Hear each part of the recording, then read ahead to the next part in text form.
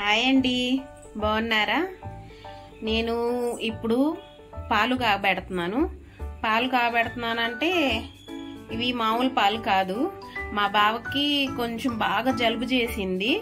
అయితే నేను దీంట్లో సొంటి మిరియాలు వేసి పాలు కాబెడుతున్నాను. చూడండి, చూపిస్తాను. ఇదిగోండి, ఇవి 1/2 లీటర్ పాలండి. ఈ పాలు కాగబెట్టి నేను ఆల్రెడీ దీంట్లో కాసిన, ఇదిగో చూడండి, పక్కన పెట్టాను. దీంట్లో నేను కాసిన వాటర్ పోసాను. ఇవి బాగా మరగాలి. బాగా మరిగిన తర్వాత అవి కాస్నే అవ్వాలి. ఇదిగోండి మిరియాలు, ఇది మొత్తం పొడి చేశాను మెత్తగా. ఇది సొంటి, ఇదిగోండి సొంటి. ఇప్పుడు ఈ సొంటి మిరియాలు బాగా దీంట్లో వేసి బాగా కాగనీయాలి. ఈ పాలంతా ఇప్పుడు మీకు ఒక 2 గిద్దల్లాగా కనబడుతున్నాయి కదా, ఈ 2 గిద్దలు ఒక్క గిద్దే అయిపోవాలి. అట్టా బాగా కాగబెట్టాలి. ఇప్పుడు ఈ సొంటి ఇదంతా దీంట్లో వేసేద్దాము. చూడండి, ఇదిగోండి దీంట్లోకి మిరియాలు సొంటి వేసాను. ఇవి బాగా కాగాలి. ఇవి బాగా కాగి ఈ పాలన్నీ, ఇప్పుడు ఇవి 2 గిద్దలు ఉన్నాయి కదా, ఇదంతా ఒక గిద్ద అయిపోవాలి. అప్పుడు అసలు ఇంకా జలుబు గాని గొంతులో నస గాని అదంతా పోయిద్ది. చూడండి, మా బావకు బాలేదు, ఒకటే గొంతులో నసగా ఉంది. అందుకని ఇదిగోండి మొత్తం ఇవి బాగా కాగబెడుతున్నాను. ఇదంతా బాగా కాగాలి.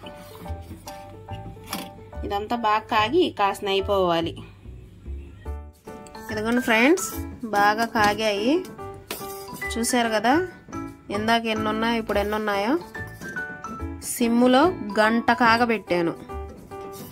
నైట్ 10ంటికి పెట్టాను, 11 అయింది ఇప్పుడు నైట్. బాగా కాగిపోయాయి. ఇప్పుడు మనం దీంట్లోకి వేసుకుందాం. స్టవ్ కట్టేస్తున్నాను. చూడండి ఎంత తిక్కుగా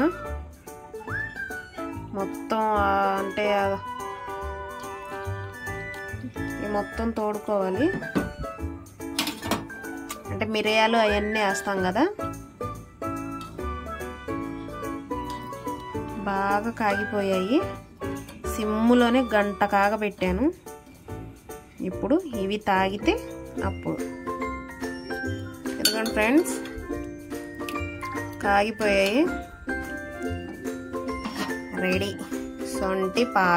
సొంటి మిరియాల పాలు రెడీ. ఇప్పుడు ఇవి మా బావకి ఇద్దాం. Okay friends, bye, good night.